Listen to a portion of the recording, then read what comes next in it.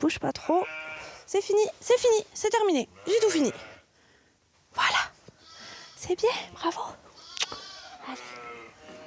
Mariana Briançon, 29 ans, aime ses moutons plus que tout au monde. 4 ans qu'elle travaille dans la ferme de son père. Seulement voilà, après 30 ans de location, le terrain qu'ils occupent va devoir être rendu à ses propriétaires.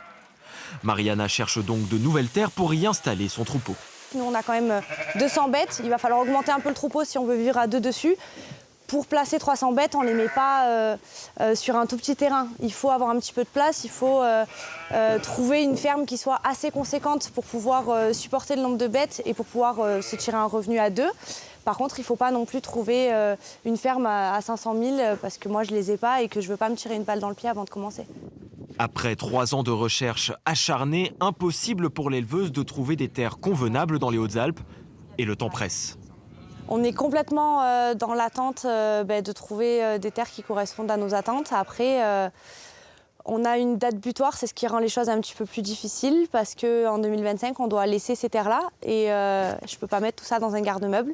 Donc il va bien falloir trouver quelque chose avant qu'on parte. Le cas de Mariana et de son père est loin d'être isolé. Dans le département, nombreux sont les jeunes agriculteurs à renoncer à leur projet d'installation, faute de terre.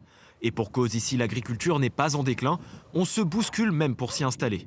Il y a pas mal de monde qui souhaite s'installer ici, qui cherche des fermes. On m'a encore appelé la semaine dernière que des gens qui souhaitaient s'installer en élevage caprin.